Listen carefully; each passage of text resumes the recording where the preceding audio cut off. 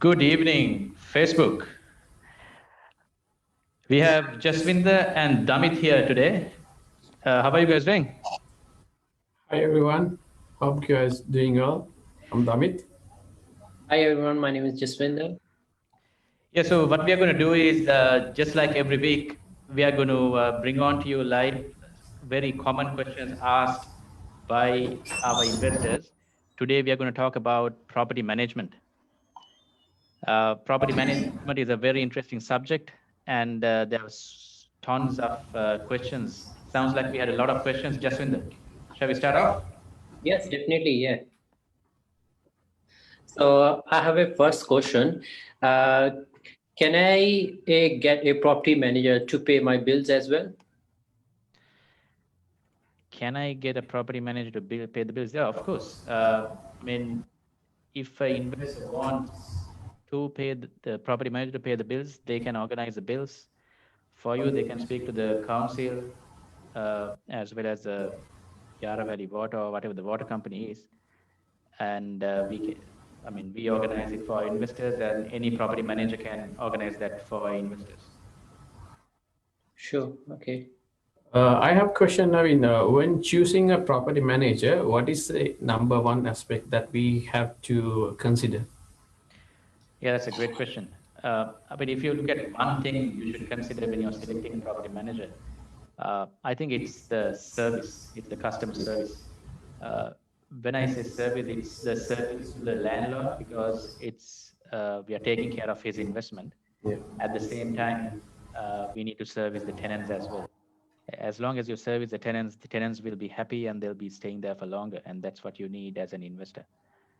An investor wants the property be kept tidy, as well as it has to be inspected regularly. Uh, there should be no headaches. At the same time, if the tenant is happy, it's a win-win for both parties. So I think it's the customer service is the number one thing an investor should be looking for from a property manager. Okay. So my second question is, Naveen, can I just opt to not to use a property manager? And manage it on your own. Sorry, sir. The question is whether the landlord can manage the property on their own. Is that the question? Yes, yes, yes. So can I just to choose not to use a property manager? Yeah, you can. You can. You have the option to do that. Okay. But the reason you should be using a property management, I mean, the advantages are enormous. Just to mention few, number one is even say, for example, if uh, one of the landlord's friends want to rent the property, even in that case, in case whatever happens, in case if the friend doesn't pay for whatever reason, if you go through an agent, there's always, without losing friendship, the agent can handle it for you. And not only that, things like routine inspections, things like collecting the rent, uh, it's always advisable to use a property manager. But I think 95% of the landlords are using a property manager. You can choose to manage your own property, but it is always advisable to use a property manager, especially when things go wrong.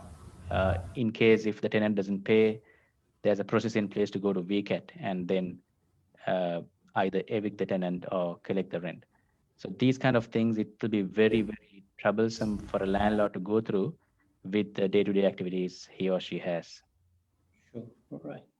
Yeah, I also have a question which links to that. Even if I'm renting out to one of my friends, do I need to use a property manager for that? Again, you can choose to do it on your own, but it's always advisable to use a property manager. Reason being, you can choose to keep your friendship even if something goes wrong.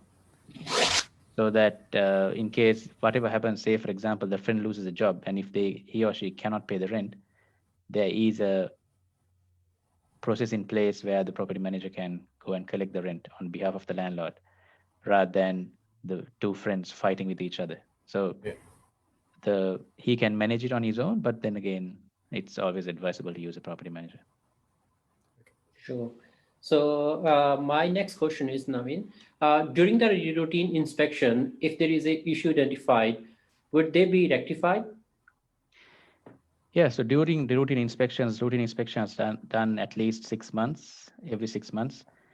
If we identify an issue, we always get that rectified, and we give a timeline to the tenants to get that rectified. It can be scratch marks, or it can be gardens not being maintained. So typically there will be a deadline given to the tenants to get that done, and then we verify that it is being done. So the short answer is yes. We always make sure they get rectified if there are issues. Sure. All right. Okay. Okay, Navid, during the end of the lease, like if I have any issues, like if I had burnt carpet or something, any issues like this, should we replace the carpet, or how does this happen? Yeah, if the carpets are burnt, again, if you look at from an investor's point of view or the landlord's point of view, it's his property and we should safeguard it. A lot of tenants might choose to patch it up, but it is advisable to replace it because you're looking at the long term. These tenants who are there might burn it and they might vacate the tenancy, but from a landlord's point of view, the value of the property will go down if the carpet is not up to the mark when it comes to sale time. So it's advisable definitely to replace the carpet. Even if the tenant is not in a position to pay for it, there's always a bond which the agent can take it out of. Sure. Okay, so we can use the bond for such purposes, right? Like any damages happen to the property? Yeah, you mean from the bond? Yeah. Yeah, so a tenant can choose to pay from the bond, or they can pay it out of pocket and get the full refund back. So, yep, my next question is, Naveen, what happens if tenant doesn't pay the rent? So, what is the course of action from the property manager side? Yeah, so if the tenant doesn't pay the rent, typically you should always try to speak to the tenant, keep the communication going to see what is going on, and then try to collect the rent. But it can be for many reasons. It may be that tenant is avoiding you for whatever reason. If they don't pay the rent in 2 weeks, the process is that as a property manager, you send a notice to vacate, meaning it's a notice you're asking the tenants to leave. If they don't pay for that notice either, and there's no communication, there's no option but to put into the Victoria Tribunal or VCAT, where we put an application in place where one of the property managers will attend along with the tenant, and then there will be a hearing by a judge on a particular day to make a decision on the situation. And from the property management agency, they have to be prepared in terms of documentation to see what's going on. At the same time, tenant has to be prepared on what their case might be. So whatever it is, the judge will make a decision either to evict the tenant, vacate the tenant, or to go on a payment plan. That is a process in place in case if they don't pay the rent for over 2 weeks. Sure. Okay. Thank you. Okay, even like after we get order, if the tenant is asked to leave, and if they are not leaving, what happens next? Like what steps should we take? Yeah, that's a good question. Again, if they are still not leaving, again, then there's no other option. And if the communication is not happening between the tenant and the agent, there's no other option but to evict them. To get that done, you got to go to the VCAT again, get a warrant issued, and then you have to get police involved and then evict them. So there is a process in place. Again, this will take 6 to 8 weeks, 6 to 10 weeks, uh, but there is a process in place to evict the tenant. At this moment, because of COVID, you cannot legally evict tenants, but this happens if there's no communication between tenants and the agents, if they're not answering calls or emails, then this is the last resort. But there is a process in place to evict someone. There is a question as well on the same line. is there can it be a situation where you get a warrant and then tenant is still not going? No, it cannot happen. If they don't leave, police will kick them out. So eviction is you go and police is getting involved. It's not just the agent, and it's a legal order, so they have to leave. Sure. Okay. So my next question is, why is the property management is so important for an investor? Yeah, property management is extremely important and it's vital because as an investor, it's not about getting a property and selling it. If you're and property investment is a long-term game, you got to keep it at least 4 to 5 years. And if the property is not maintained up to the mark in terms of the resale, there will be an impact on the resale value.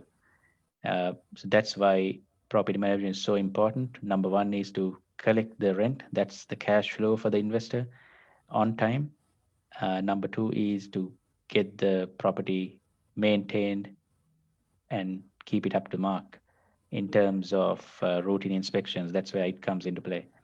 So all these little things which we do add so much of value for an investor, and it is vital for a property investor. Okay, I have a question about routine inspections. As a landlord, should I visit during the routine inspection, or is it necessary, or what's your point of view? Yeah, that's you definitely can. You can opt to go along with the agent for the routine inspection if you want to have a look at the property and how it's maintained, or you can get the agent to do it, and agents will typically do a routine inspection report, and that so that you know exactly what is going on in terms of that's a comprehensive report with pictures and comments against each room, garden, bedrooms, lounge, and all aspects of the house. So it's a pretty comprehensive report, but the landlord can definitely attend that inspection. Sure. So my next question is, Naveen, pretty much similar to the previous That's one. a lot of questions, guys. Yes, yes. So how many inspection report we get it from the property manager? Yeah, so typically you get an entry inspection report where that's when you take over the property. So that'll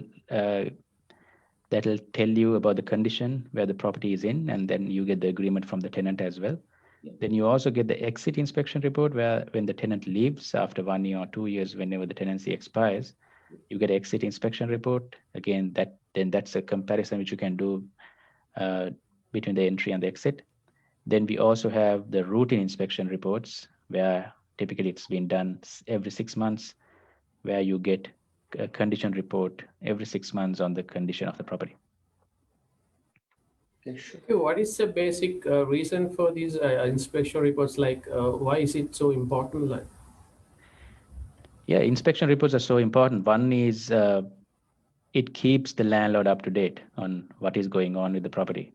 That's number one. And also, say for example, a tenant comes into the property, leaves the property, we do the inspection reports, and then as the agent, they find out there's some part is missing or there's a damage to the property.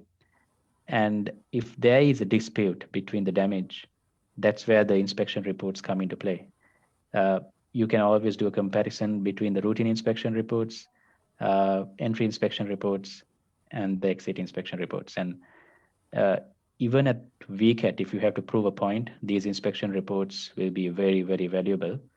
So one is communication. Number two is in case of a dispute, we can use all these reports. Yeah, that's the only questions, Naveen, that I have. Okay, there's a couple of more. As an overseas investor, how can I organize property management while I'm overseas? Again, it's the same way as a local. It's the same process. We will keep you up to date. Everything is done online. You get inspection reports, you get your rental statements, you have your own portal to download all these things, you get emails, you get consistent communications on what is going on with your property. So it's the same as a local. There's no difference at all. It's the same process, and the processes and the questions which we asked and the answers which we gave, everything is exactly the same. There's absolutely no difference between a foreigner or a local in terms of property management.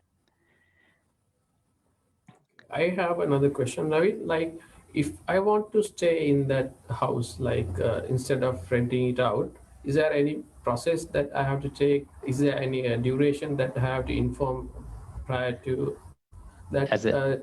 As a tenant, you mean?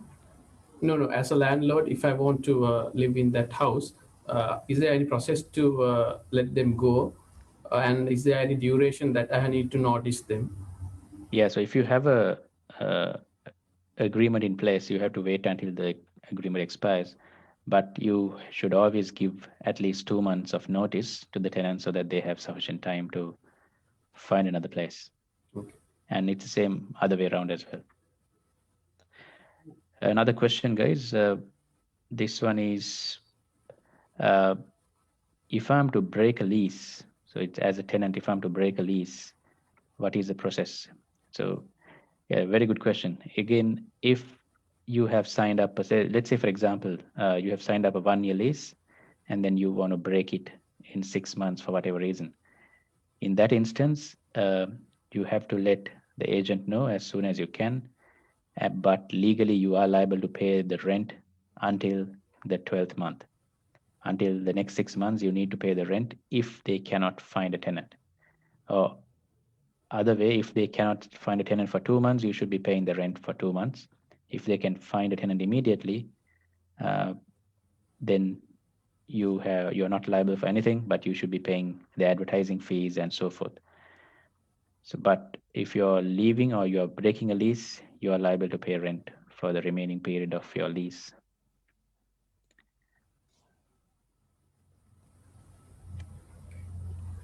And if that agreement expires, does this automatically renew, or do we need to come into another agreement? Ideally, you should come into agreement. If it's not renewed, it becomes a month-to-month contract where you stay on a month-to-month basis. But it's always advisable to have a fixed-term contract or whatever agreement in place so that there won't be any disputes.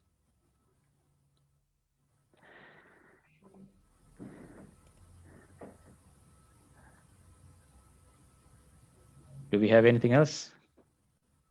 I Nothing. think I have asked all. Cool. Let's see if we have anything else.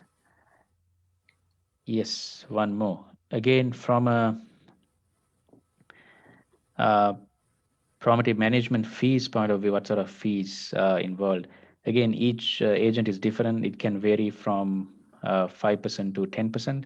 Each state, the fees are different. For example, Perth is very expensive. Perth is, you're looking at about 10%. Brisbane, you're looking at 7 to 8%. Melbourne is probably, because of the competitiveness, it's 5 to 6% is probably the average.